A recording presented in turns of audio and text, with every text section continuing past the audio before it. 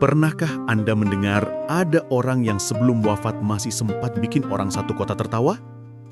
Pernahkah Anda bayangkan, seseorang berpamitan ke akhirat bukan dengan tangisan, tapi dengan lelucon terakhir yang tak pernah terlupakan? Kalau Anda suka kisah penuh hikmah tapi dibalut tawa seperti ini, jangan lupa tekan tombol like, tulis pendapat lucu Anda di kolom komentar, dan tekan subscribe agar tidak ketinggalan kisah kocak dan penuh makna berikutnya. Semoga yang menekan tombol subscribe hari ini dilapangkan rezekinya, diberi umur panjang yang berkah, dan selalu punya alasan untuk tersenyum. Amin. Hari itu, suasana di kota Baghdad sedikit berbeda. Biasanya orang ramai membicarakan harga kurma yang naik turun seperti ayunan anak kecil di taman, atau membahas gosip tentang unta tetangga yang konon lebih gemuk dari pemiliknya. Tapi kali ini, semua percakapan berubah arah. Dari ujung pasar hingga ke pintu istana, hanya satu kabar yang berembus. Abu Nawas sedang sakit keras. Ya, si cerdik yang selalu punya jawaban ajaib untuk pertanyaan aneh sang khalifah, kini terbaring lemah. Tapi siapa sangka, bahkan dalam keadaan sakit pun, Abu Nawas tetap bisa membuat orang lain tertawa, bahkan di hari terakhirnya.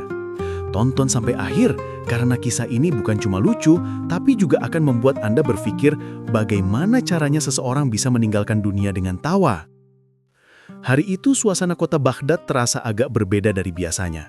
Biasanya pagi-pagi orang sudah sibuk berdebat tentang harga kurma yang naik turun seperti ayunan anak kecil di taman, atau membahas gosip tentang unta tetangga yang konon lebih gemuk dari pemiliknya. Tapi kali ini semua percakapan berubah arah. Dari ujung pasar hingga ke pintu istana, hanya satu kabar yang berembus. Abu Nawas sedang sakit keras. Bagi warga Baghdad, nama Abu Nawas bukan nama sembarangan. Ia dikenal bukan hanya karena kecerdasannya, tapi juga karena mulutnya yang selalu bisa membuat siapapun tertawa. Ia pernah membuat Khalifah Harun al-Rashid, penguasa yang disegani seluruh negeri, tertawa sampai air mata keluar hanya karena satu jawaban konyol. Jadi mendengar Abu Nawas sakit seperti mendengar kabar bahwa matahari sedang flu, sesuatu yang rasanya mustahil. Rumah kecil Abu Nawas yang biasanya sepi, kini berubah jadi tempat ziarah tawa dan kekhawatiran. Orang datang bergantian membawa buah, air zam-zam, atau sekedar kabar terbaru dari tetangga. Ada yang datang dengan wajah sedih, tapi pulangnya malah tersenyum karena tingkah Abu Nawas yang tetap saja tak bisa serius. Ketika pintu rumahnya dibuka, tampaklah Abu Nawas terbaring di atas tikar anyaman sederhana. Matanya terlihat lemah, tapi bibirnya masih menyimpan senyum khas yang seolah berkata, "Tenang, belum waktunya dunia kehilangan orang lucu." Beberapa tetangga mendekat pelan-pelan. Mereka tak ingin mengganggu, tapi rasa penasaran lebih besar daripada rasa iba. Salah satu di antara mereka berkata pelan, "Wahai Abu Nawas, bagaimana keadaanmu hari ini?" Dengan suara serak, Abu Nawas menjawab, masih lebih sehat daripada unta tetangga yang batuk semalam." Orang-orang langsung tertawa, padahal mereka tadi datang dengan wajah tegang. Begitulah Abu Nawas, bahkan dalam keadaan sakit, ia tetap jadi obat tawa bagi banyak orang. Tak lama kemudian, datang pula penjual roti yang biasa lewat di depan rumahnya. Ia berkata, "Wahai Abu Nawas, aku bawa roti hangat. Mungkin bisa menguatkan tubuhmu." Abu Nawas membuka matanya sedikit, lalu berkata dengan nada serius tapi menggelitik, "Kamu tahu sahabatku, aku sudah siap berpindah ke alam lain. Tapi kalau roti itu hangat, mungkin aku bisa tunda sehari lagi." Semua yang ada di ruangan itu langsung tertawa lepas. Bahkan ibu-ibu yang tadi menyiapkan air untuk berdoa, ikut menutup mulut sambil tertawa agar tidak dianggap kurang sopan. Namun di balik tawa itu, semua bisa melihat bahwa tubuh Abu Nawas sudah tak sekuat dulu. Nafasnya pendek, kulitnya pucat, dan langkahnya berat. Tapi semangatnya masih segar seperti pagi di pasar Baghdad. Sore itu, salah satu sahabat lamanya datang. Ia dikenal sebagai orang bijak di kampung, dan biasanya selalu memberikan nasihat menenangkan. Tapi hari itu, justru ia yang dibuat tak tenang. Ia duduk di samping Abu Nawas dan berkata, "Sahabatku, kau sudah membuat banyak orang tertawa. Sekarang, istirahatlah dengan tenang. Jangan pikirkan apapun." Abu Nawas membuka satu matanya, lalu berbisik, "Aku tak bisa tenang kalau melihatmu belum tertawa hari ini." Katanya orang bijak, "Tapi wajahmu seperti jambu belum matang." Sahabatnya pun tertawa keras, sampai kursi bambunya bergoyang. Semakin sore, semakin banyak orang datang. Ada yang membawa buah kurma, ada yang membawa doa, dan ada juga yang cuma ingin melihat langsung wajah sang legenda. Beberapa anak kecil mengintip dari jendela dan berbisik, "Benarkah Abu Nawas akan pergi selamanya?" Tiba-tiba suara serak, tapi lantang terdengar dari dalam rumah. "Hei, siapa bilang aku mau pergi selamanya? Aku cuma mau istirahat sebentar. Dunia terlalu serius, aku mau cari tempat yang lebih lucu." Anak-anak itu menjerit kaget, tapi lalu tertawa. Rupanya, Abu Nawas masih sempat mendengar bisikan polos mereka. Ketika malam mulai turun, rumah itu diterangi lampu minyak kecil. Di luar, udara dingin membuat orang menggigil, tapi di dalam rumah, suasana hangat karena tawa masih bergema. Salah satu tetangga berkata dengan mata berkaca, "Engkau benar-benar luar biasa, Abu Nawas. Dalam sakit seperti ini pun, engkau masih bisa membuat kami tertawa." Abu Nawas tersenyum. Tawa adalah obat paling murah, dan aku sedang berhemat. Tawa kembali pecah. Tapi di tengah keceriaan itu, ada rasa haru yang pelan-pelan merayap. Mereka tahu, tawa malam itu mungkin akan jadi tawa terakhir yang terdengar dari bibir Abu Nawas. Namun seperti biasa, Abu Nawas tidak suka suasana sedih. Ketika melihat wajah-wajah mulai murung, ia berkata, "Hei, jangan seperti itu. Kalau kalian semua bersedih, nanti malaikat pikir aku ini orang penting. Padahal aku cuma pelawak keliling Baghdad." Semua langsung tertawa lagi, bahkan beberapa sampai menepuk dahi karena tidak tahu harus menangis atau tertawa.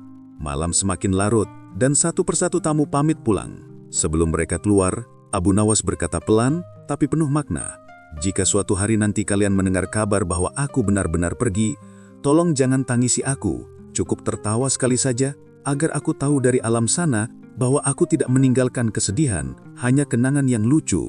Ucapan itu membuat semua terdiam. Ada yang meneteskan air mata, tapi mereka tetap tersenyum. Karena itulah Abu Nawas, orang yang bisa membuat tangis terasa ringan dan kesedihan berubah jadi senyum. Ketika pintu rumah tertutup, langit Baghdad tampak penuh bintang. Angin berhembus lembut, seakan ikut mendengarkan percakapan terakhir yang penuh tawa di rumah kecil itu. Tak ada yang tahu apakah itu malam terakhir Abu Nawas tertawa, tapi yang pasti, tawa yang ia tinggalkan malam itu masih bergema di hati banyak orang, dan akan terus hidup bahkan setelah ia tiada. Pagi itu, udara Baghdad terasa sejuk. Matahari baru naik separuh, dan sinarnya menembus celah-celah rumah Abu Nawas yang kini ramai seperti pasar kecil. Orang datang bergantian, ada yang membawa buah kurma, ada yang membawa doa, dan ada juga yang cuma ingin melihat langsung wajah sang legenda. Beberapa anak kecil mengintip dari jendela dan berbisik, "Benarkah Abu Nawas akan pergi selamanya?" Namun bagi Abu Nawas, ujian itu bukan alasan untuk berhenti bercanda. Meskipun tubuhnya lemah, mulutnya tetap aktif seperti biasa. Ia bahkan sempat berkata pada sahabatnya, "Kau tahu, tubuhku memang sakit, tapi lidahku masih sehat, jadi jangan khawatir. Aku belum pensiun dari membuat orang tertawa." Di tengah keramaian itu, datanglah seorang tetangga tua bernama Usman. Ia dikenal sebagai orang yang sangat rajin berdoa. Bahkan katanya doa beliau pernah membuat pohon kurma tetangga berbuah lebih cepat, meskipun ada juga yang bilang itu cuma kebetulan. Dengan langkah pelan, Usman mendekat sambil membawa kendi air zam-zam dan berkata lembut, "Wahai Abu Nawas, aku datang untuk mendoakanmu. Semoga engkau diberi kesembuhan dan panjang umur, agar bisa kembali membuat kami tertawa seperti dulu." Abu Nawas tersenyum samar dan menjawab dengan suara lirih, "Terima kasih, wahai sahabatku.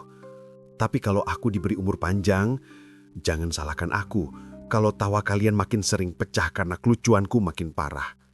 Semua yang mendengar tertawa, sementara Usman hanya menggeleng. "Engkau ini, Abu Nawas, bahkan sakit pun tetap saja sulit dibuat serius." Usman lalu mulai berdoa dengan khusyuk. Ia menengadahkan tangan tinggi-tinggi dan berkata dengan suara penuh semangat, "Ya Allah, sembuhkanlah hamba-Mu ini.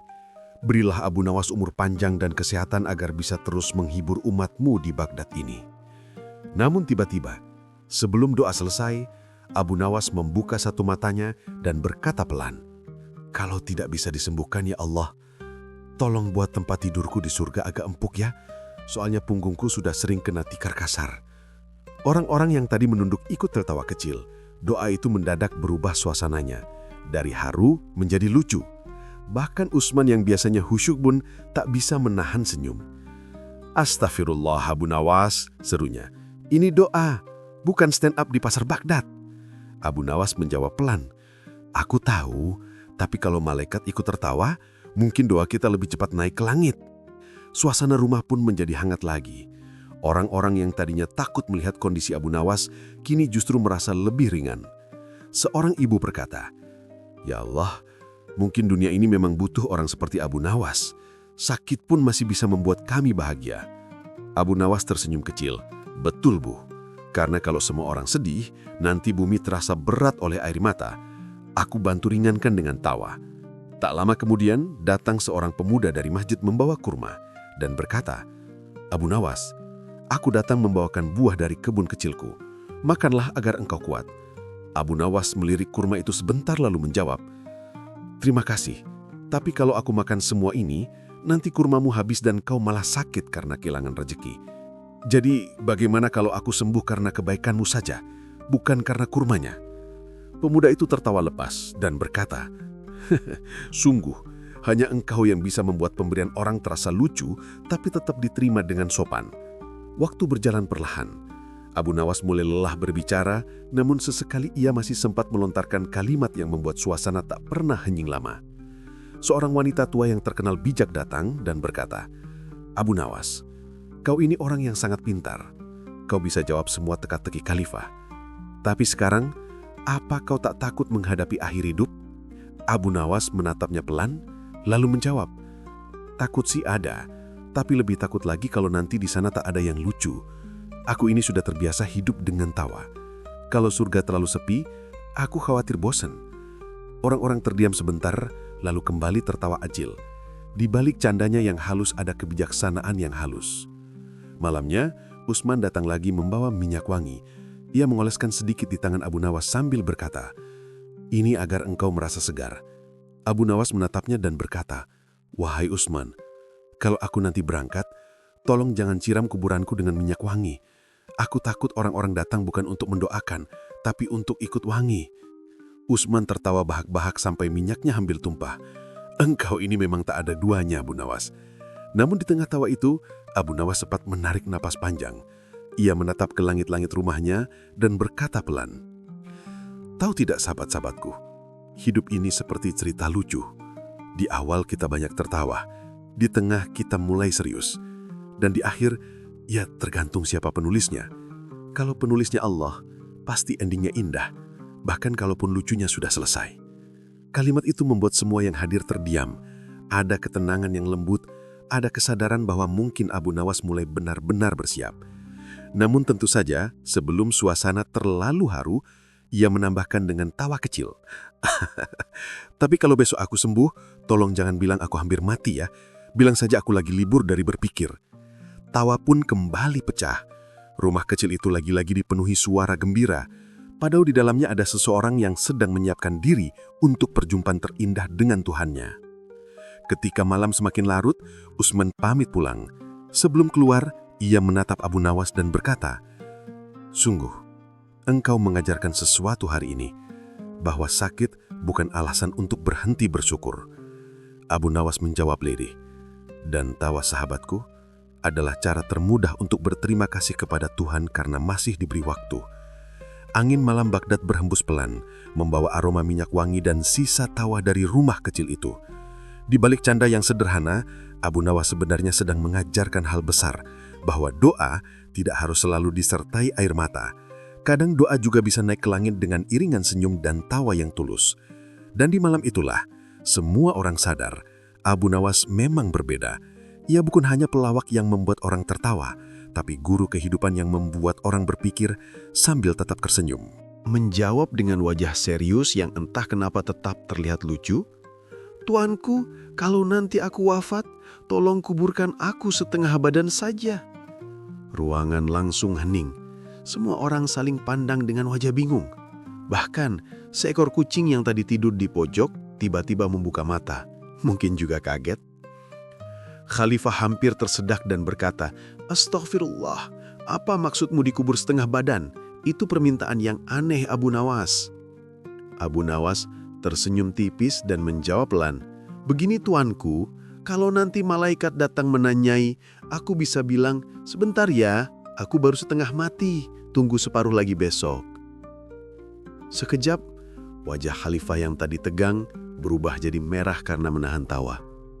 Pengawal yang berdiri di belakangnya tidak tahan lagi, sebagian menutup wajah, sebagian pura-pura batuk agar tawa mereka tak terdengar. Tapi akhirnya semua tertawa juga.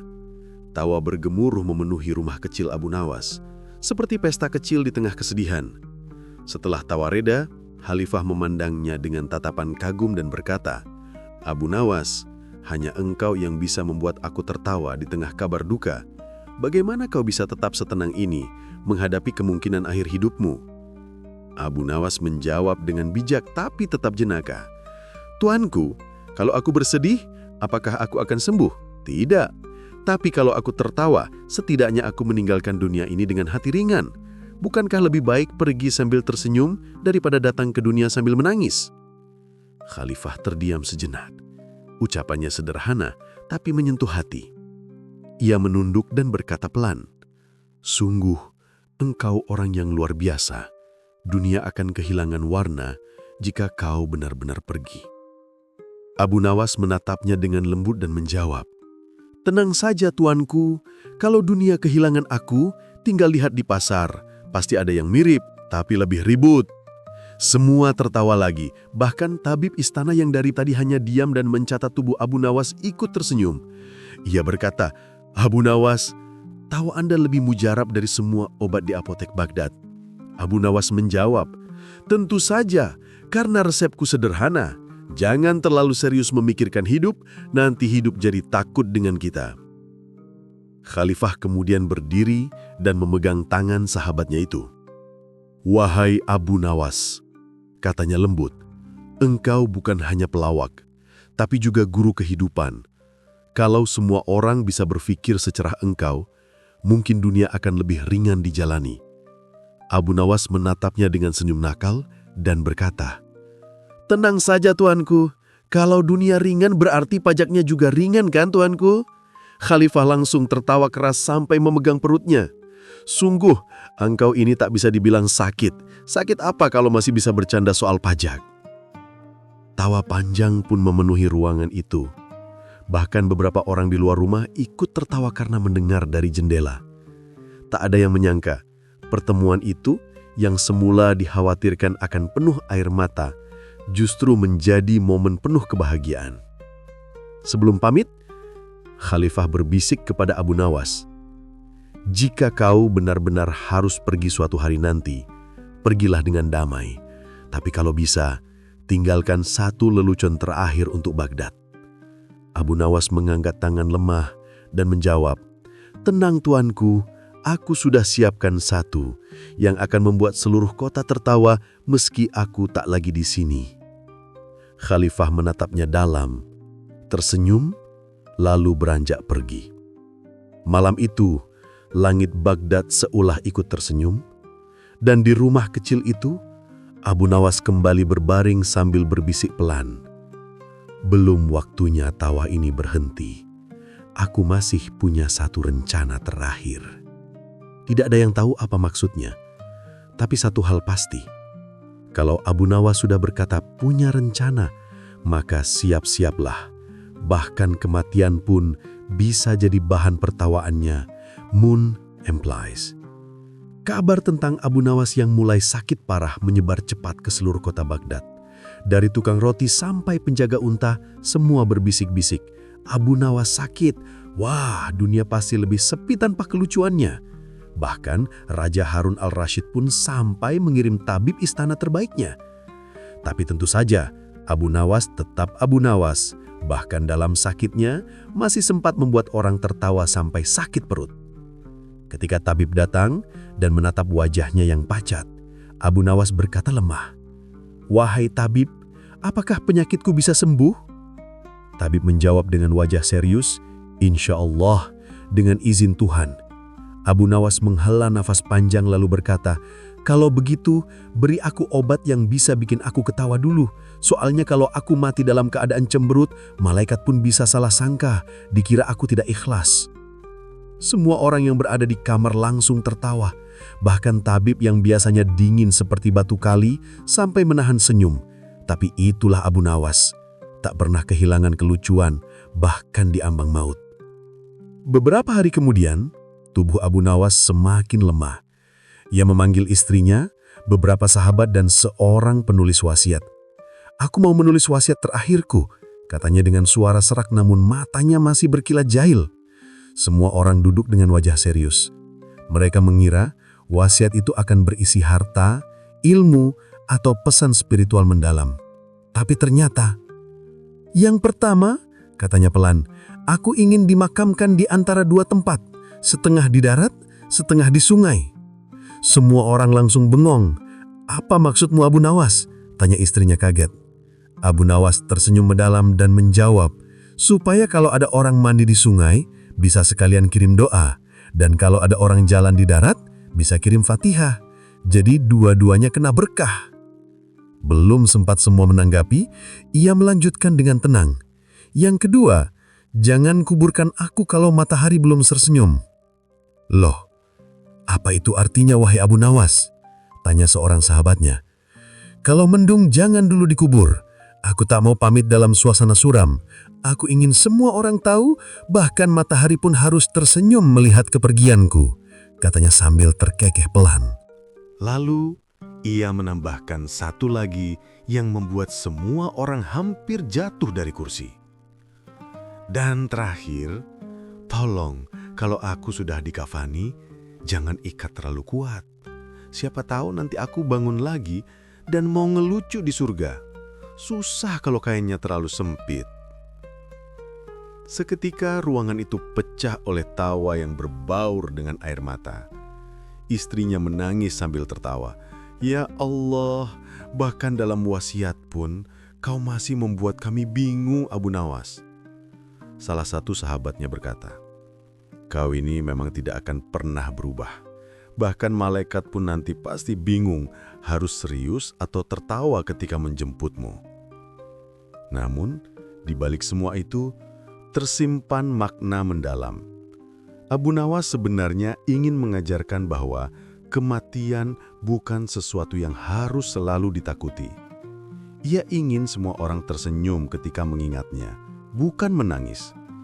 Ia tahu hidup ini penuh tawa dan air mata, dan kalaupun harus pergi, lebih baik pergi dengan senyum. Ketika malam tiba, Abu Nawas tampak tenang. Di tangannya, ia memegang selembar kertas yang ditulis dengan tulisan tangannya sendiri. Di ujung kertas itu tertulis kalimat terakhir, "Jika aku pergi, jangan tangisi aku. Tertawalah, karena aku akhirnya berhasil menipu maut. Ia datang dengan serius, tapi aku menyambutnya dengan tawa." Malam itu, suara azan subuh terdengar sayup, dan di kamar sederhana itu, Abu Nawas pergi dengan senyum yang masih melekat di wajahnya. Orang-orang yang melihatnya berkata, "Benar kata Abu Nawas, bahkan maut pun dibuat bingung oleh kelucuannya." Namun, kisah belum selesai. Wasiatnya yang tak masuk akal itu justru membuat penduduk Baghdad sibuk. Mereka kebingungan bagaimana cara memakamkannya di antara darat dan sungai. Beberapa orang bahkan berdebat di pinggir Tigris sambil menggaruk kepala. "Kita harus hormati wasiatnya, tapi gimana caranya?" Akhirnya, seperti biasa, ide gila Abu Nawas membawa tawa baru bagi seluruh kota. Dan bahkan setelah wafat, ia tetap membuat orang berpikir dan tertawa tentang kehidupan, kematian, dan makna di balik semua kelucuannya. Hari itu, langit Baghdad tampak tenang. Burung-burung beterbangan di sekitar masjid dan angin berhembus lembut seolah membawa kabar bahwa sesuatu yang tak biasa sedang terjadi. Ya, Abu Nawas telah berpulang. Tetapi seperti biasa, kepergiannya tidak meninggalkan kesedihan semata. Justru yang tertinggal adalah tawa yang membingungkan seluruh kota. Setelah beberapa hari kebingungan dengan wasiat setengah darat setengah sungai, Akhirnya warga memutuskan untuk memakamkan Abu Nawas di tepi sungai Tigris, dengan posisi sebagian makam menjorok ke arah air. Nah, ini mungkin maksudnya Abu Nawas, kata salah satu sahabatnya sambil garuk kepala. Setengah di darat, setengah di sungai. Pintar juga dia, bahkan setelah mati pun bikin kita kerja 2 kali. Ketika semua sudah siap, para pelayat berdiri mengelilingi jenazah Abu Nawas. Tapi sebelum diturunkan ke liang lahat, istrinya menyerahkan sebuah surat kecil kepada imam yang akan memimpin doa. Ini katanya harus dibacakan setelah beliau dimakamkan. Ucapnya dengan mata berkaca-kaca. Imam pun mengangguk, mengira itu pesan terakhir yang penuh hikmah. Mereka menguburkan Abu Nawas dengan khidmat, diiringi doa-doa tulus. Tapi begitu tanah terakhir ditaburkan dan semua orang duduk tenang, imam membuka surat itu dan mulai membacanya keras-keras. Isinya, "Wahai sahabat-sahabatku, jika kalian membaca surat ini, berarti aku sudah resmi tidak bisa makan gratis lagi di rumah kalian. Tapi jangan khawatir, aku sudah menitipkan panci bekas pinjaman di balik batu nisan sebelah kiri. Tolong dikembalikan ke pemiliknya sebelum ada yang marah di pasar." Semua orang langsung menatap satu sama lain, lalu pecah dalam tawa. "Astagfirullah, ini orang bahkan dari alam kubur masih mikirin panci," kata salah satu pelayat sambil terbahak. Imam pun sampai menutup wajahnya karena tak bisa menahan tawa di tengah upacara pemakaman yang seharusnya khusyuk. Namun ternyata surat itu belum selesai.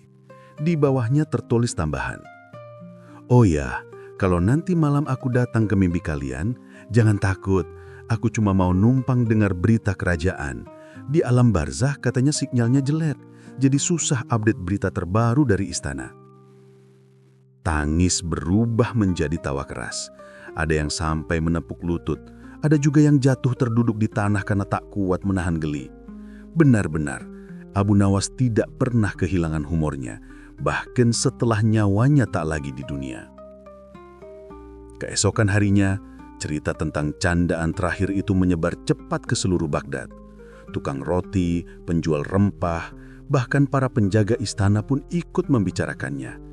Sampai akhirnya, kabar itu sampai ke telinga Raja Harun al-Rashid.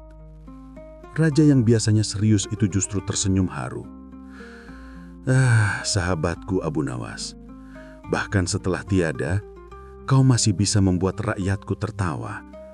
Dunia ini memang jadi tempat yang lebih hangat karena kejenakaanmu." Raja lalu memerintahkan pengawal untuk menziarahi makam Abu Nawas. Ketika mereka tiba di sana, mereka menemukan batu nisan dengan ukiran sederhana, tapi di atasnya terdapat tulisan aneh. Dengan huruf khas tangan Abu Nawas, tertulis, "Jangan berdiri terlalu lama di sini, nanti dikira aku jualan doa." Para pengawal saling memandang, lalu pecah lawa keras.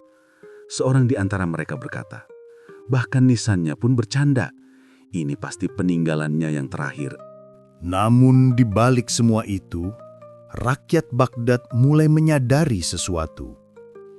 Candaan terakhir Abu Nawas bukan sekadar untuk membuat orang tertawa. Ia ingin mengajarkan bahwa kematian bukan akhir dari keceriaan. Ia ingin orang mengingatnya bukan dengan air mata, tapi dengan senyum. Ia ingin menunjukkan bahwa humor, ketika datang dari hati yang tulus, bisa menjadi obat bagi duka, bahkan di saat paling gelap. Beberapa hari kemudian, seorang sahabat dekat Abu Nawas bermimpi tentang dirinya. Dalam mimpi itu, Abu Nawas duduk santai di taman indah dengan cahaya lembut di sekelilingnya. Ia tersenyum dan berkata, kau tahu nggak? Di sini malaikat juga suka cerita lucu. Cuma bedanya, kalau mereka ketawa, suaranya bergema kayak petir. Aku hampir minta mereka pelan-pelan, tapi ya siapa berani negur malaikat?" Sahabatnya terbangun dengan senyum dan air mata sekaligus. Ia tahu, Abu Nawas baik-baik saja di alam sana. Mungkin sedang bercerita lucu kepada para malaikat. atau bahkan menasihati mereka dengan gaya kocaknya yang khas. Maka sejak saat itu, setiap orang yang melintas di makam Abu Nawas selalu tersenyum. Mereka tidak berdoa dengan nada sedih, tapi dengan kehangatan. Ada yang berkata, "Semoga Allah merahmatimu, wahai Abu Nawas, orang yang membuat dunia tertawa dengan kebijaksanaan." Begitulah Abu Nawas. Bahkan dalam kematiannya, ia menulis bab terakhir hidupnya dengan tawa. Candaan terakhirnya menjadi legenda yang tak pernah padam, diwariskan dari satu generasi ke generasi lain sebagai pengingat bahwa hidup ini terlalu singkat untuk dijalani tanpa senyum. Dan di bawah sinar matahari Baghdad, makam Abu Nawas tetap menjadi tempat orang datang bukan untuk bersedih, tapi untuk tersenyum, mengingat sang pujangga jenaka yang bahkan maut pun tak bisa membuatnya kehilangan selera humornya. "Jika hidup ini adalah panggung sandiwara," kata Abu Nawas dalam surat terakhirnya, "maka biarlah aku menutup tirai dengan tawa, bukan air mata." Beberapa hari setelah Abu Nawas dimakamkan, suasana Baghdad berubah menjadi campuran antara duka dan tawa. Di satu sisi, rakyat merasa kehilangan sosok cerdas yang selalu membawa kegembiraan. Di sisi lain, mereka tak bisa berhenti tertawa setiap kali mengingat cara Abu Nawas berpamitan dengan dunia, lewat wasiat yang membingungkan, surat yang kocak, dan nisan yang menulis, "Jangan berdiri terlalu lama di sini, nanti dikira aku jualan doa." Namun, yang paling terkena dampak adalah Raja Harun al-Rashid. Ia duduk di singgasananya sambil termenung. Para menteri heran karena wajah sang raja terlihat murung, sesuatu yang jarang sekali terjadi. Biasanya, kalau Abu Nawas datang ke istana, raja selalu tertawa sampai kursinya hampir roboh. Tapi kini, istana terasa sunyi. Tidak ada suara tawa yang memecah suasana, tidak ada candaan cerdas yang bisa menyingkirkan beban pikiran. "Wahai Raja," ujar Wazir Jafar dengan hati-hati, "izinkan hamba berkata, janganlah bersedih terlalu lama. Abu Nawas pasti tidak ingin melihat baginda murung." Raja menatap jauh ke jendela istana, memandang arah makam Abu Nawas. "Aku tahu, Jafar, tapi kehilangan orang seperti dia rasanya seperti kehilangan separuh cermin dalam hidupku. Ia orang gila yang penuh hikmah, orang miskin yang kaya tawa, dan satu-satunya rakyatku yang berani menertawakanku dengan sopan." Semua orang di ruang itu terdiam, tapi tiba-tiba pengawal datang terburu-buru membawa gulungan kain lusuh. "Ampun Baginda, kami menemukan ini di dekat makam Abu Nawas. Ada tulisan tangan yang sepertinya milik beliau." Raja segera mengambilnya dan membuka gulungan itu. Tulisan di dalamnya jelas khas Abu Nawas. Hurufnya miring tapi penuh gaya, dan isinya tentu saja tidak jauh dari kelucuan. "Wahai Baginda yang murah hati, jika engkau membaca surat ini, berarti aku sudah sukses kabur duluan dari dunia. Tapi jangan khawatir, aku masih bisa mengintip dari surga kalau Baginda sedang marah-marah sama menteri. Jadi tolong, jangan bikin aku ketawa di alam kubur, nanti dikira malaikat sedang diajak stand up komedi."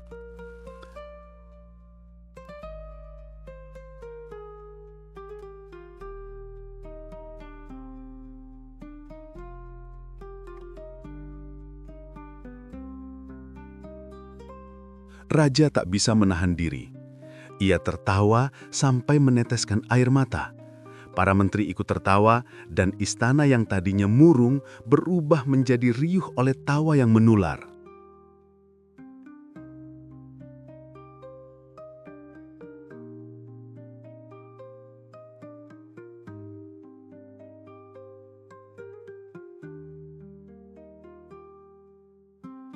Namun di bagian bawah surat, Abu Nawas menulis kalimat yang membuat suasana mendadak hening. "Baginda, hidup itu seperti cermin. Jika Baginda tersenyum, rakyat ikut tersenyum. Jika Baginda murung, maka seluruh negeri ikut mendung." Jadi tertawalah wahai raja, sebab tawa baginda adalah kebahagiaan bagi kami semua." Raja menatap tulisan itu lama sekali. Lalu perlahan ia berkata dengan suara bergetar, "Bahkan setelah mati, Abu Nawas masih bisa menasihatiku dengan cara yang paling lembut."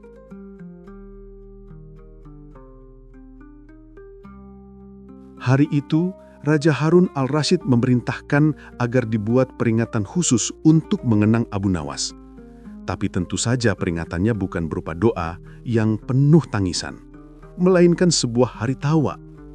Setiap tahun, rakyat Baghdad berkumpul di lapangan, saling bertukar cerita lucu tentang Abu Nawas, dari kisah ketika ia menipu pedagang angkuh hingga saat ia mengelabui orang kaya sombong dengan logika konyol yang justru masuk akal.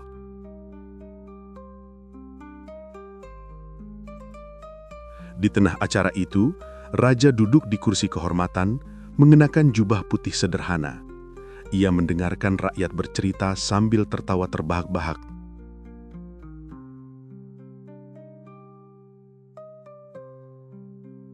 Tapi di sela tawa itu, matanya berkaca-kaca.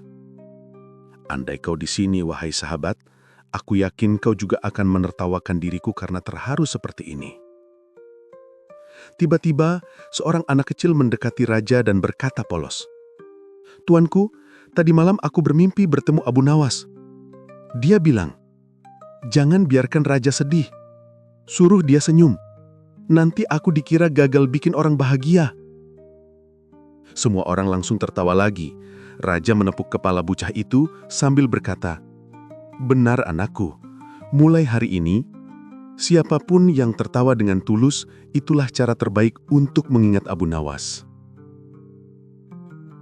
Sejak saat itu, nama Abu Nawas tidak hanya diingat sebagai pelawak atau penipu licik yang penuh akal, tapi sebagai guru lay hidup. Ia telah mengajarkan bahwa kecerdasan tanpa humor membuat hati kering, dan humor tanpa kebaikan hanya jadi olok-olok kosong.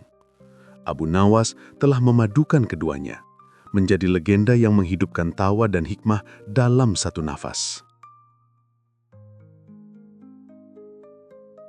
Konon, beberapa tahun kemudian, raja bermimpi bertemu Abu Nawas. Dalam mimpi itu, sang raja berkata, "Wahai Abu Nawas, apakah kau bahagia di alam sana?" Abu Nawas tersenyum nakal dan menjawab, "Tentu saja baginda, tapi ada masalah kecil. Malaikat di sini minta aku berhenti lucu karena antrian penghuni surga jadi berantakan gara-gara semua ketawa." Raja terbangun sambil tertawa keras, sampai membuat seluruh pengawal masuk ke kamarnya karena mengira sesuatu terjadi. Tapi raja hanya berkata, "Tidak apa-apa, aku baru saja diingatkan, tawa adalah karunia dari Tuhan dan Abu Nawas adalah utusannya di dunia." Begitulah, bahkan setelah tiada, Abu Nawas masih bisa membuat seorang raja menangis karena rindu, lalu tertawa karena bahagia. Ia menjadi simbol abadi bahwa kebijaksanaan tidak selalu datang dari orang yang serius. Terkadang, justru dari mereka yang bisa membuat kita tertawa di tengah air mata. Baghdad pun tetap hidup dengan cerita-cerita lucunya, dan setiap kali seseorang tertawa karena kisah Abu Nawas, di langit sana mungkin terdengar gumaman lembut dari sang pujangga jenaka. "Hei, kalian masih tertawa? Bagus, berarti aku belum benar-benar pergi." Beberapa bulan setelah kepergian Abu Nawas, Baghdad kembali tenang. Tapi seperti biasa, ketenangan itu tidak pernah bertahan lama kalau ada nama Abu Nawas di dalamnya. Kali ini bukan karena leluconnya, melainkan karena makamnya. Ya benar, makam Abu Nawas tiba-tiba jadi tempat paling ramai di Baghdad, bukan karena ziarah biasa, tapi karena ulahnya sendiri yang entah kenapa masih berlanjut meski beliau sudah wafat. Awalnya semua berjalan normal, orang datang membaca doa, anak-anak bermain di sekitar sungai, dan para pedagang menjual kurma serta roti di tepi jalan. Tapi suatu pagi, seorang nelayan yang sedang memancing di sungai Tigris menjerit, "Astagfirullah, batu nisannya bergerak!" Orang-orang langsung datang berbondong-bondong. Mereka melihat batu nisan Abu Nawas sedikit miring, dan air sungai memantulkan cahaya yang membuatnya seolah-olah bergoyang. Tentu saja orang Baghdad yang terkenal cepat penasaran langsung ramai berkomentar. "Aduh, jangan-jangan Abu Nawas bangun lagi," kata seorang ibu-ibu sambil menutup mulut. "Kalau iya, suruh dia keluarin dulu utang saya yang belum dibayar," sahut pedagang roti sambil ngakak. Tak lama kemudian berita itu sampai ke istana. Raja Harun al-Rashid yang sudah hafal betul kelakuan Abu Nawas hanya menggeleng sambil tersenyum. Dia ini sudah mati saja masih bikin masalah. "Ayo Jafar, kita lihat apalagi kejutan dari sahabatku itu." Raja dan rombongan pun berangkat ke makam Abu Nawas. Sesampainya di sana, mereka menemukan kerumunan besar. Orang-orang berkumpul di sekitar makam, sebagian membaca doa, sebagian lagi malah menjual jajanan. Ada yang menjajakan minuman dingin sambil berteriak, "Air segar dari sungai tempat Abu Nawas dimakamkan, dijamin bikin ketawa." Raja tertawa terbahak, bahkan setelah mati pun Abu Nawas masih bisa menggerakkan ekonomi rakyat. Tapi yang membuat semua orang benar-benar terkejut adalah saat seorang anak kecil menemukan botol kecil di dekat batu nisan tersangkut di antara bebatuan sungai. Di dalamnya ada kertas lusuh. Orang-orang langsung berebut membukanya dan setelah berhasil, tulisan di dalamnya membuat semua terdiam lalu tertawa sampai air mata keluar. "Wahai sahabat-sahabatku," tulis Abu Nawas di dalam pesan itu, "jika kalian membaca surat ini, berarti kalian belum move on juga dari kepergianku. Tenang saja, aku pun masih pantau dari sini. Dan kalau batu nisanku miring, jangan panik. Itu mungkin aku lagi balik badan biar nggak silau kena matahari." Satu Baghdad meledak dalam tawa. Bahkan para ulama yang biasanya sangat khusyuk sampai menutup wajah karena tak bisa menahan geli. "Ya Allah, orang ini benar-benar tak ada habisnya," ujar salah satu ulama sambil tertawa. Raja sampai harus duduk karena perutnya sakit menahan tawa. Sungguh, hanya Abu Nawas yang bisa membuat seluruh kota tertawa di makamnya sendiri, katanya sambil menyeka air mata. Tapi bukan hanya isi suratnya yang lucu. Di bagian bawah ada tambahan kecil. "PS, kalau nanti aku benar-benar bangun, tolong jangan langsung lari. Aku cuma mau minta teh hangat dan roti gandum. Udah lama nggak sarapan." Setelah kejadian itu, makam Abu Nawas menjadi semacam tempat wisata rohani dan hiburan. Orang datang bukan hanya untuk berdoa, tapi juga untuk tersenyum, tertawa, dan mengingat kebijaksanaan di balik kelucuannya. Banyak yang bilang, ziarah ke makam Abu Nawas bisa menghapus kesedihan. Kalau kamu datang dengan duka, pulangnya bawa tawa. Dan memang benar, ada pedagang yang mengaku setiap kali merasa putus asa, ia datang ke makam itu dan membaca kisah-kisah Abu Nawas. Setelah itu semangatnya kembali. Dia lucu, tapi juga bikin sadar. Kadang-kadang hidup ini harus ditertawakan biar nggak stres, kata si pedagang. Raja pun akhirnya memerintahkan agar makam Abu Nawas dijaga baik-baik. Tapi dengan gaya khasnya, Raja menambahkan perintah lucu. "Kalau malam-malam kalian dengar suara tawa dari arah sungai, jangan lari. Siapa tahu Abu Nawas sedang cerita lucu ke malaikat." Sejak saat itu, legenda makam Abu Nawas menyebar ke seluruh negeri. Bahkan dari luar Baghdad, orang-orang datang hanya untuk melihat tempat peristirahatannya yang unik. Di batu nisannya kini tertulis tambahan dari raja sendiri. Disinilah beristirahat Abu Nawas, orang yang membuat tawa jadi doa dan doa jadi tawa.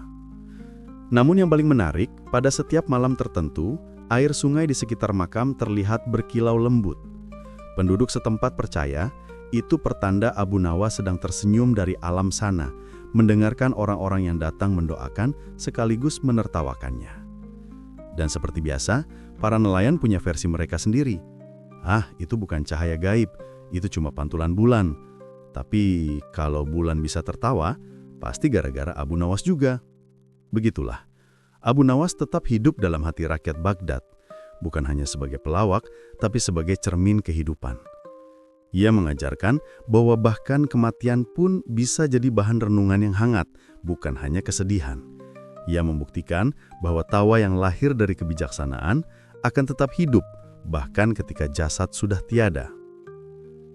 Dan di malam-malam yang sunyi, di tepi sungai yang mengalir tenang, seolah terdengar bisikan lembut dari bawah tanah. "Hei, kalian di atas sana, kalau dunia terasa berat, jangan lupa ketawa dulu. Hidup ini lucu kalau kalian mau lihat dari sisi yang benar." Hari yang ditunggu akhirnya tiba, hari pemakaman Abu Nawas. Tapi seperti biasa, tidak ada yang berjalan biasa kalau menyangkut nama besar satu ini. Semua orang datang dengan wajah murung, tapi begitu masuk ke area pemakaman, suasananya perlahan berubah jadi campuran antara haru dan tawa tertahan. Raja Harun al-Rashid datang dengan pakaian hitam kebesarannya, wajahnya tampak murung. Namun, begitu ia melihat peti jenazah Abu Nawas yang ditutup dengan kain putih dan di atasnya ada papan kecil bertuliskan, "Jangan ditangisi, aku sudah utang banyak," sang raja langsung menahan tawa. "Ya Allah, Abu Nawas, bahkan mati pun kau masih sempat membuatku bingung," gumamnya sambil memegang dada karena menahan tawa. Beberapa warga yang hadir mulai saling berbisik. Katanya, sebelum meninggal, Abu Nawas minta kalau dia dikuburkan, jangan dikasih nisan dulu. "Loh, kenapa?" tanya yang lain penasaran. "Soalnya, dia bilang dia mau kabur dulu dari malaikat kalau sempat." Semua orang yang mendengar kalimat itu langsung tertawa geli. Bahkan ustaz yang memimpin doa pun hampir kehilangan fokus karena suasananya jadi terlalu kocak. Tapi anehnya, tidak ada yang menganggap Abu Nawas tidak sopan. Semua tahu ini adalah caranya untuk mengajarkan makna hidup dengan gaya khasnya, jenaka tapi penuh hikmah. Ketika proses pemakaman dimulai, seorang sahabat dekat Abu Nawas bernama Hasan membawa sebuah surat kecil. "Ini katanya harus dibacakan setelah dia dikubur," ucap Hasan dengan nada bingung. "Surat? Dari Abu Nawas?" tanya sang raja heran. "Iya, katanya ini pesan terakhirnya, tapi tolong dibaca keras-keras, katanya biar malaikat juga dengar," jawab Hasan polos. Sang raja mengangguk, lalu membuka surat itu dan mulai membacanya. "Wahai sahabat-sahabatku, kalau kalian sekarang berdiri di atas kuburku, tolong jangan bersedih. Kalau aku bisa, aku juga mau ketawa dari dalam tanah, karena hidup ini singkat, dan tawa adalah obat terbaik untuk semua kesedihan. Kalau aku tidak bangun 3 hari ke depan, artinya aku sudah betul-betul istirahat. Jangan repot mencariku, cukup kirim doa dan kopi hitam yang biasa kita minum bareng." Seketika, semua orang meledak dalam tawa, bahkan sambil meneteskan air mata. Raja pun berkata lirih, "Abu Nawas, kau memang tak akan pernah benar-benar mati. Bahkan dalam kematian pun, kau masih berhasil membuat kami senyum." Namun yang paling lucu belum selesai. Saat semua orang mulai meninggalkan pemakaman, tiba-tiba dari dalam tanah terdengar suara pelan. "Hei, siapa yang lupa bawa rokokku?" Semua orang langsung terlonjak dan sebagian berlari ketakutan. Tapi Hasan menenangkan mereka sambil tertawa. "Tenang, itu cuma suara dari kendi tanah yang dipasang di liang kubur. Katanya dia sengaja naruh alat suara dari kulit kering yang kalau kena angin bakal bunyi seperti suaranya." Raja menepuk jidat sambil tertawa geli. "Astagfirullah, Abu Nawas, bahkan setelah mati kau tetap saja mengerjai orang." Dan begitulah, pemakaman yang seharusnya penuh tangis justru jadi pesta tawa. Warga pulang dengan hati ringan, membawa cerita lucu yang kelak akan mereka ceritakan ke anak cucu mereka. Salah satu anak kecil bahkan bertanya polos kepada ayahnya, "Ayah, kalau Abu Nawas meninggal aja bisa bikin orang ketawa, berarti dia orang baik ya?" Sang ayah tersenyum dan menjawab lembut, "Betul nak, karena orang baik itu bukan yang bikin orang lain menangis saat dia pergi, tapi yang meninggalkan kenangan yang membuat orang tersenyum setiap kali mengingatnya." Dan dari balik kubur yang tenang, seolah semilir angin berbisik lembut, "Tertawalah selagi bisa, karena hidup terlalu singkat untuk diisi dengan duka. Abu Nawas telah pergi, tapi tawa dan kebijaksanaannya tetap hidup, mengajarkan bahwa kadang humor adalah bentuk paling indah dari kebijaksanaan." 3 hari sudah Abu Nawas dimakamkan, tapi anehnya, kampung Baghdad justru semakin ramai membicarakannya. Bukan karena kesedihan, tapi karena banyak yang mengaku mengalami kejadian lucu sekaligus aneh setelah kepergiannya. Malam pertama setelah pemakaman, seorang penjaga makam bernama Karim mengaku mendengar suara dari arah kubur Abu Nawas.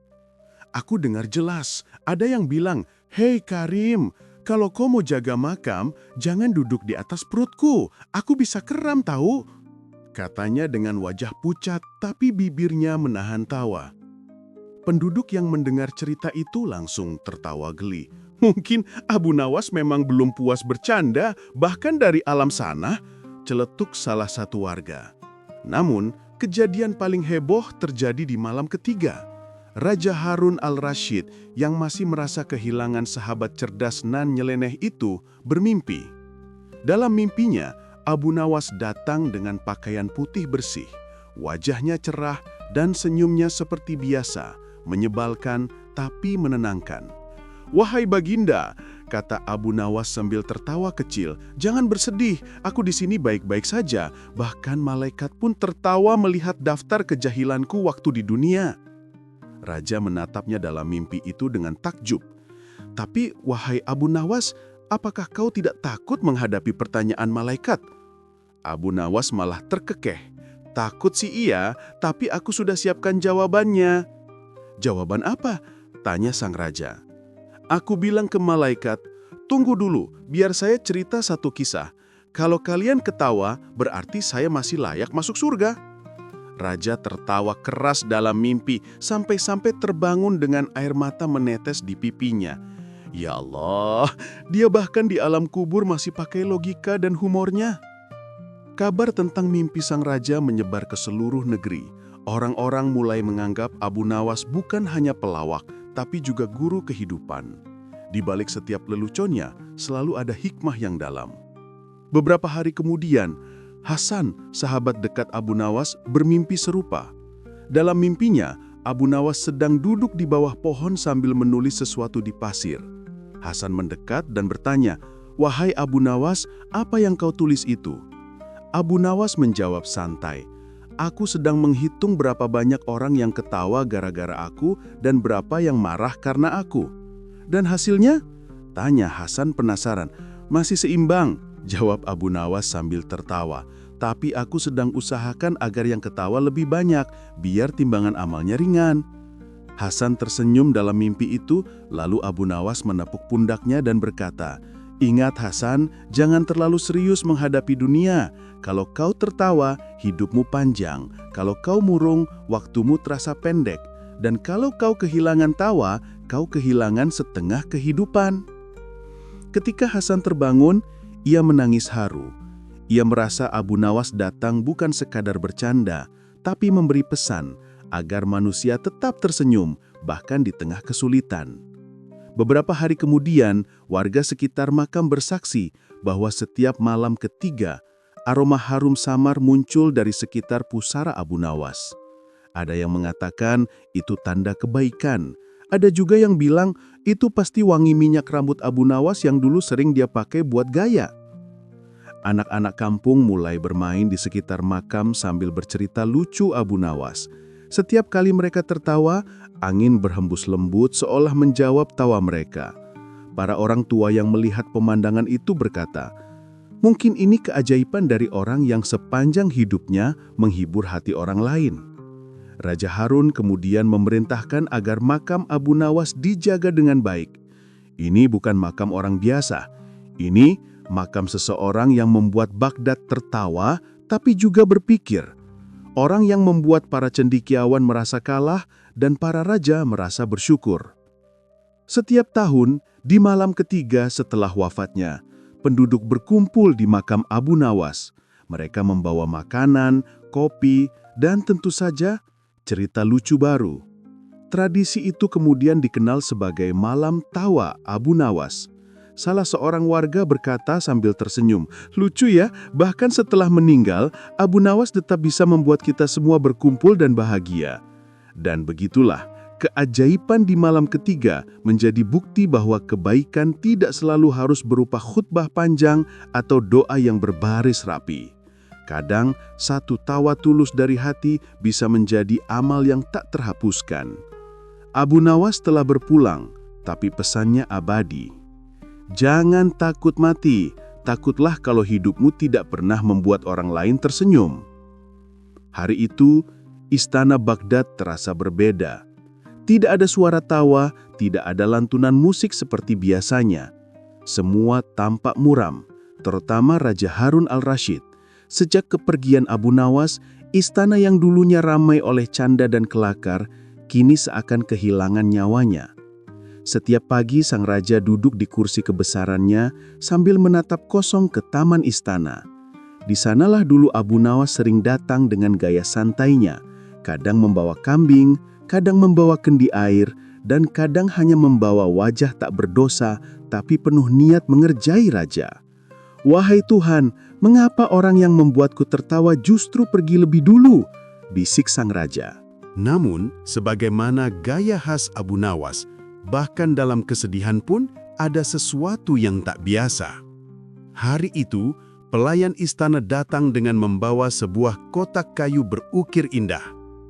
"Baginda, ini ditemukan di kamar Abu Nawas. Ada tulisan di atasnya.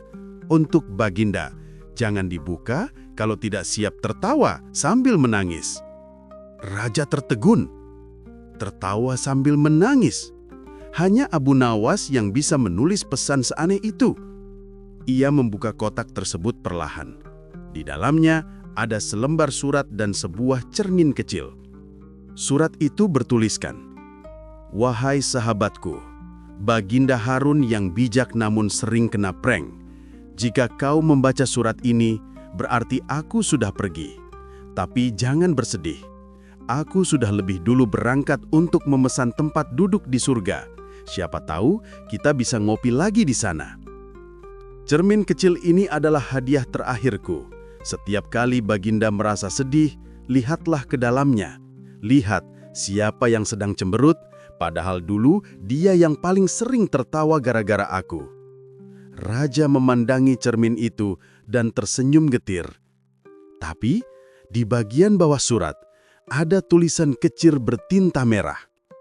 "Oh ya, Baginda, kalau tiba-tiba cermin ini bikin hidung Baginda merah, jangan panik.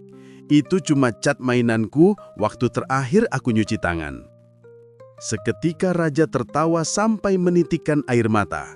Benar saja, hidungnya kini merah seperti badut. Semua pengawal yang melihat tak berani menertawakan, tapi sang Raja justru tertawa terbahak-bahak. "Dasar Abu Nawas, bahkan dari kubur pun dia masih sempat mempermainkanku." Tawa itu pecah di seluruh istana. Semua yang hadir ikut tertawa. Tangis kehilangan yang selama ini membeku mencair jadi kehangatan. Beberapa hari kemudian, sang raja mengumpulkan para penasihat istana. "Aku ingin kita membuat satu hari khusus untuk mengenang Abu Nawas," katanya. "Seperti hari berkabung, Baginda?" tanya salah satu penasihat. "Tidak," jawab sang raja sambil tersenyum. "Bukan hari berkabung, tapi hari tawa. Hari di mana seluruh rakyat Baghdad wajib tertawa, berbagi cerita lucu dan saling memaafkan." Semua penasihat terdiam kagum. Dan sejak saat itu, setiap tahun Baghdad punya satu hari istimewa yang disebut Hari Abu Nawas. Di hari itu, semua orang, dari pedagang sampai pejabat, boleh saling mengerjai, asal tanpa menyakiti. Raja Harun sendiri setiap tahun datang ke makam Abu Nawas, membawa kopi hitam dan roti manis. Ia duduk di depan pusara sahabatnya dan berkata dengan nada lembut, "Wahai sahabatku, doaku selalu untukmu. Tapi tolong jangan kirimkan lagi prank lewat mimpi ya. Kemarin aku mimpi bajuku diwarnai biru." Seketika, semilir angin lewat pelan, seperti menertawakan ucapannya. Raja menatap langit Baghdad yang senja, lalu berucap, "Aku sadar sekarang, Abu Nawas bukan hanya pelawak, ia adalah cermin kehidupan. Ia membuat kita sadar bahwa bijak tidak harus selalu serius, dan tawa bisa menjadi bentuk ibadah jika niatnya untuk menghibur sesama." Sebelum meninggalkan makam, Raja berkata pelan sambil tersenyum, "Kau memang licik Abu Nawas. Bahkan setelah pergi, kau masih mengajari banyak hal." Di kejauhan, langit memerah indah, dan burung-burung beterbangan di atas makam itu. Dan entah kenapa, beberapa orang yang lewat bersumpah mendengar suara samar-samar dari arah pusara. "Baginda, kalau nanti datang ke surga, tolong bawa kopi 2 cangkir ya." Raja menoleh dan tertawa sambil menggeleng. "Baiklah Abu Nawas, nanti aku bawa termos kalian." Dan tawa itu menggema, menembus sore Baghdad, menyisakan satu pesan abadi.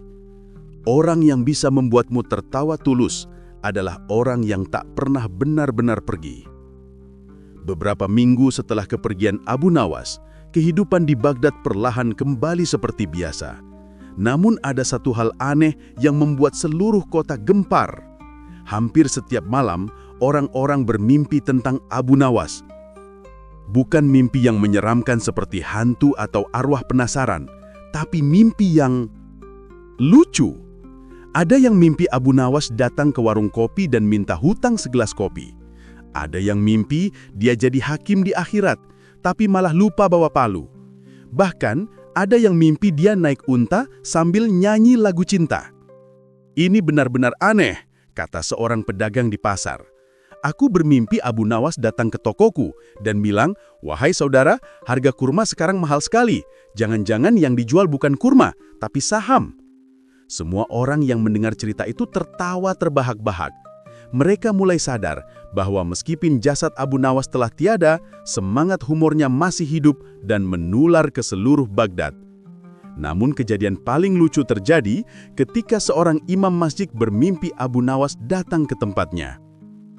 Dalam mimpi itu, Abu Nawas sedang duduk di sajadah sambil tertawa kecil. "Wahai Abu Nawas, apa yang membuatmu tertawa?" tanya sang imam dalam mimpi. "Aku baru saja diinterogasi malaikat," jawabnya santai. Katanya, "Sebutkan amal baikmu." Lalu aku jawab, "Aku bikin orang tertawa sampai lupa marah. Itu termasuk amal baik kan?" Sang imam sampai terbangun dari tidur sambil tertawa. Ia pun bercerita ke jamaahnya dan semua orang terpingkal-pingkal mendengarnya. Tapi di balik tawa itu, mereka sadar bahwa menghibur orang lain dengan niat baik juga bisa jadi amal yang besar. Di malam berikutnya, giliran anak-anak kampung yang bermimpi tentang Abu Nawas. Mereka melihatnya duduk di taman, membagikan permen sambil berkata, "Kalau kalian mau pintar, jangan takut salah. Kadang kesalahan itu seperti gula, manis kalau diambil pelajaran." Esok paginya, anak-anak itu langsung menceritakan mimpi mereka sambil tertawa ceria. Orang tua yang mendengar ikut tersenyum haru. "Benar-benar Abu Nawas," kata mereka. Bahkan di alam mimpi pun masih mendidik dengan cara yang lucu. Raja Harun al-Rashid akhirnya mendengar kabar bahwa hampir seluruh rakyatnya bermimpi tentang Abu Nawas. Ia pun memanggil penasehat istana dan berkata, "Apakah mungkin seseorang yang sudah tiada bisa hadir di mimpi begitu banyak orang dalam waktu yang sama?" Salah satu penasihat menjawab, "Mungkin itu karena cinta dan kenangan, Baginda. Orang yang semasa hidupnya menebar tawa akan selalu hadir dalam ingatan banyak orang, bahkan dalam tidur sekalipun." Raja terdiam sejenak, lalu tersenyum. "Mungkin kau benar. Abu Nawas tak hanya membuat Baghdad tertawa, tapi juga membuat seluruh negeri ini punya mimpi yang bahagia." Beberapa hari kemudian, muncul kejadian tak kalah lucu.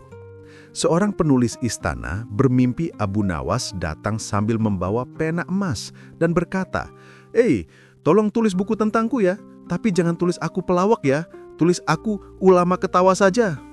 Dan yang paling aneh, keesokan harinya, pena emas benar-benar ditemukan di meja penulis itu. Tidak ada yang tahu dari mana asalnya, tapi semua orang yakin itu hadiah dari Abu Nawas. Maka para penduduk mulai menulis kisah-kisah lucu tentang Abu Nawas, menuliskan kembali setiap kenangan yang membuat mereka tersenyum. Dari kisah itu, generasi demi generasi mengenal sosoknya, bukan hanya sebagai penghibur, tapi sebagai orang bijak yang tahu cara tertawa di tengah cobaan. Di malam Jumat, masjid-masjid mulai ramai dengan doa untuknya. Tapi suasana tidak sedih, justru penuh kehangatan. Setelah berdoa, warga berkumpul dan saling menceritakan mimpi lucu tentang Abu Nawas. Ada yang bermimpi dia jadi malaikat pencatat amal tapi salah catat nama orang. Ada yang bermimpi dia jual sandal bekas di pasar surga. Bahkan ada yang bermimpi dia minta dibuatkan kanal YouTube untuk berdakwah dengan gaya komedi. Rakyat Baghdad tertawa sambil berkata, "Kalau Abu Nawas masih hidup di zaman ini, pasti dia sudah jadi bintang YouTube." Namun di balik tawa itu, tersimpan rasa haru yang dalam. Karena mereka tahu, tidak semua orang bisa meninggalkan warisan berupa tawa yang abadi. Hanya orang yang berhati bersih dan niat tulus yang bisa membuat orang lain bahagia, bahkan setelah dirinya tiada. Dan setiap kali malam turun, angin Baghdad berhembus lembut membawa suara samar yang seakan datang dari langit. Jangan berhenti tertawa, wahai sahabat. karena dengan tawa kau menjaga hatimu tetap hidup. Itulah warisan sejati Abu Nawas. Bukan harta, bukan kekuasaan, tapi tawa yang menghidupkan jiwa. Hari-hari terus berlalu sejak Abu Nawas berpulang. Namun nama dan kisahnya tidak pernah benar-benar hilang dari hati rakyat Baghdad. Bahkan makin lama, cerita tentang dirinya justru semakin banyak. Dari kisah lucu di pasar, sampai kisah bijak yang disampaikan para khotib di mimbar.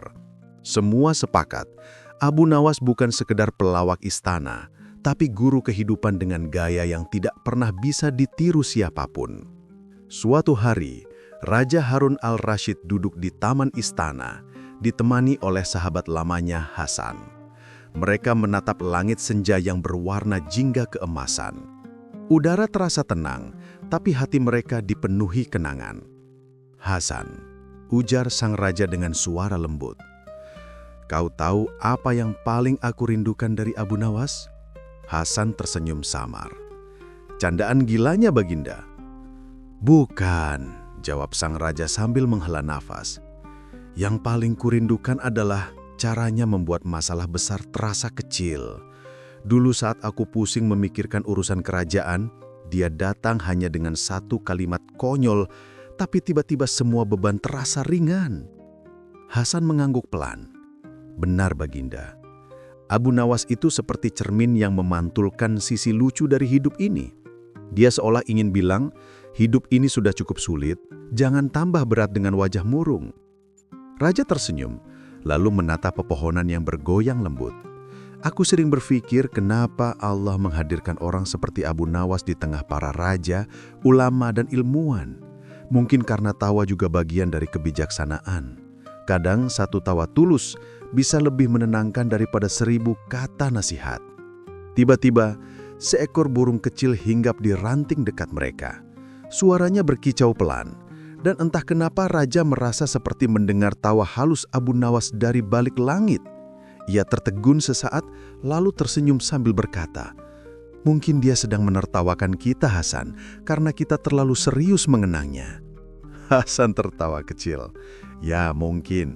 Kalau Abu Nawas bisa berbicara sekarang, pasti dia bilang, 'Hei, jangan pakai wajah murung. Aku nggak mati, cuma pindah tempat nongkrong.'"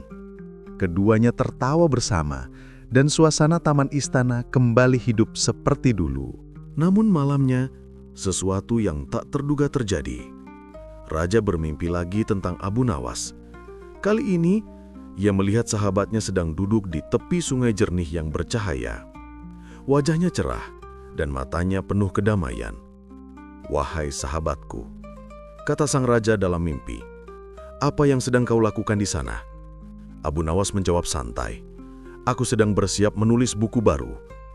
"Buku? Tentang apa?" tanya raja penasaran. Abu Nawas tersenyum lebar. "Tentang tawa manusia. Karena di dunia, banyak yang lupa cara tertawa. Mereka tertawa di bibir, tapi hatinya menangis. Nah, tugas kita di surga nanti adalah mengajari manusia cara tertawa yang benar." Raja tertawa dalam mimpi itu. "Dan bagaimana caranya, wahai Abu Nawas?" "Gampang. Buat mereka sadar bahwa setiap masalah hidup bisa diselesaikan dengan 3 hal. Doa, sabar, dan sedikit humor." Raja terbangun dengan senyum di wajahnya. Ia merasa seperti baru mendapatkan pelajaran berharga bahwa humor sejati bukan tentang menertawakan orang lain, tapi tentang menertawakan hidup tanpa kehilangan syukur. Keesokan paginya, ia mengumumkan sesuatu kepada seluruh rakyat Baghdad. "Mulai hari ini, setiap Jumat malam, aku ingin semua warga berkumpul, saling bercerita, saling tertawa, dan saling memaafkan. Itulah cara kita menjaga warisan Abu Nawas. Tawa yang menenangkan hati, bukan yang melukai." Sejak itu malam-malam Baghdad dipenuhi gelak tawa yang damai. Para pedagang, ulama, dan anak-anak semua ikut bertawa bersama tanpa perbedaan. Mereka tidak lagi takut terlihat konyol, karena mereka tahu kebahagiaan itu bukan soal siapa yang paling pintar, tapi siapa yang paling ikhlas menikmati hidup. Di antara tawa itu, setiap kali angin malam berhembus, mereka seolah mendengar suara Abu Nawas berkata lembut, "Tertawalah wahai manusia, karena selama kau masih bisa tertawa, berarti hatimu belum mati." Begitulah Kisah tentang Abu Nawas berakhir bukan dengan tangis, tapi dengan tawa yang abadi. Ia mengajarkan bahwa kehidupan adalah campuran antara keseriusan dan kelucuan. Jika terlalu serius, kita lelah. Jika terlalu main-main, kita tersesat. Tapi kalau bisa menertawakan hidup sambil tetap bersyukur, disitulah kebahagiaan sejati berada. Raja Harun akhirnya menatap bintang-bintang malam itu dan berkata pelan, "Selamat jalan, sahabatku Abu Nawas. Kau bukan hanya membuat Baghdad tertawa, tapi juga mengajarkan kami arti kebijaksanaan dalam canda." Dan entah dari mana, terdengar angin lembut yang membawa suara samar-samar. "Baginda, jangan lupa bawa kopi 2 cangkir kalau nanti nyusul ya." Sang raja pun tertawa lagi, kali ini dengan hati yang tenang. Karena di balik semua tawa terakhir itu, tersimpan satu hikmah abadi. Orang yang mampu membuat dunia tertawa, sesungguhnya telah menulis sejarahnya di hati manusia. Terima kasih sudah menonton sampai akhir. Semoga kisah Abu Nawas hari ini membuat hati Anda hangat dan bibir Anda tersenyum. Jangan lupa tekan tombol like, komen, dan subscribe agar kita bisa terus berbagi kisah lucu penuh hikmah lainnya. Semoga Anda semua sehat, bahagia, dan selalu diberi alasan untuk tertawa setiap hari.